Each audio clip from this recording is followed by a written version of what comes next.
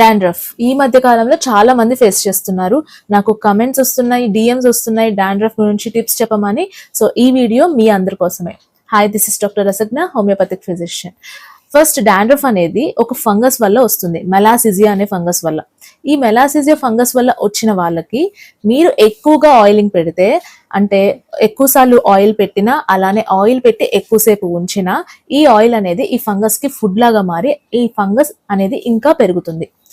ఇంకొక వర్షన్ లో ఏంటంటే, ఎక్స్ట్రీమ్ డ్రైనెస్ వల్ల కూడా డాండ్రఫ్ అనేది పెరుగుతుంది. కొంతమంది డాండ్రఫ్ ఉన్న వాళ్ళు రెగ్యులర్ గా హెయిర్ వాష్ చేస్తూ ఉంటారు, పొద్దున చేస్తుంటారు, సాయంత్రం చేస్తుంటారు. దీనివల్ల స్కాల్ప్ ఎక్కువగా డ్రై అయిపోయి వీళ్ళకు కూడా డాండ్రఫ్ పెరిగే అవకాశం ఉంది.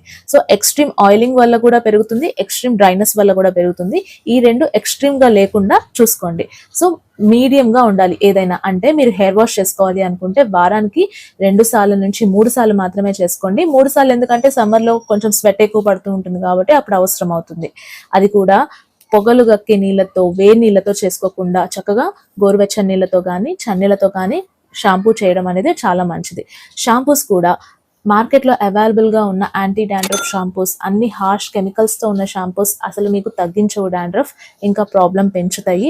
అవన్నీ కాకుండా కెమికల్స్ లేకుండా మైల్డ్ షాంపూస్ తీసుకొని అందులో కిటోనోకోజోల్ అనే ఇంగ్రీడియంట్ ఉండేటట్టు చూసుకొని అలాంటి షాంపూస్ మాత్రమే వారానికి 2 నుంచి 3 సార్లు వాడుకోండి. దానితో పాటు స్కాల్ప్ హైజీన్ అనేది చాలా ఇంపార్టెంట్. స్కాల్ప్ ఎప్పుడు క్లీన్గా ఉంచుకోవడం అనేది ఇంపార్టెంట్ అనమాట.